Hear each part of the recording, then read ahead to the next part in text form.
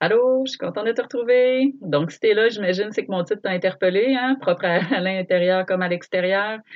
C'est simple, j'ai fait des prises de conscience importantes suite à un travail que j'ai à faire avec une coach spirituelle présentement.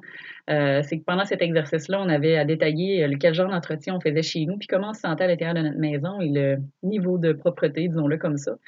Et j'ai réalisé qu'à travers tout ce que j'avais écrit, je trouvais ça vraiment ennuyant, en fait, faire le ménage, puis c'est la toute réalité, là. C'est que je trouve ça ennuyant, puis parce qu'on a toujours tendance à devoir recommencer ça. Donc pour moi, ça, c'est une perte de temps, le ménage. Donc là, j'ai une petite prise de conscience, je me suis arrêtée, j'ai fait: «Oh wow!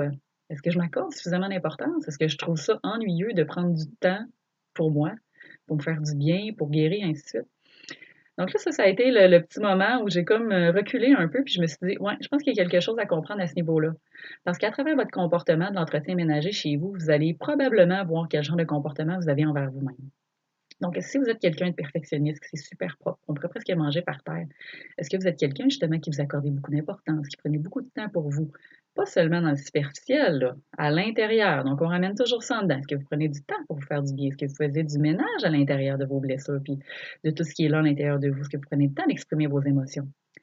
Et à l'autre extrême, est-ce que vous êtes quelqu'un qui, peut-être, un peu comme moi, ou a tendance à trouver que le ménage est un peu ennuyant, ou peut-être qu'à l'inverse, vous êtes quelqu'un qui est un peu plus traîneux, puis qui accorde pas trop d'importance à ça, puis bof, tu sais, c'est de la poussière, je peux même prioriser autre chose, tu sais. Puis dans le fond, vous vous laissez un peu de côté pendant ce temps-là, puis vous vous tassez, puis vous accordez pas de temps pour vous finalement. Donc que ce soit un extrême ou l'autre, c'est pas nécessairement mieux. Et peut-être que vous avez les moyens de vous permettre qu'il y ait quelqu'un qui fasse le ménage à votre place.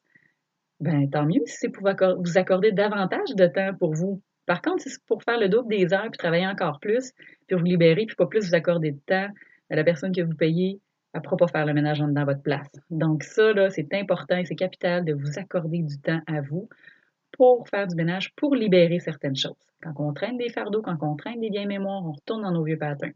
Donc, le ménage, on le fait pas seulement à l'extérieur, on le fait aussi à l'intérieur de nous. Si jamais vous avez des questions, vous ne savez pas par où commencer, je n'ai pas de bonne compagnie d'entretien ménager, mais je peux peut-être vous accompagner à faire le ménage à l'intérieur de vous quand vous serez prêt à faire ce cheminement-là.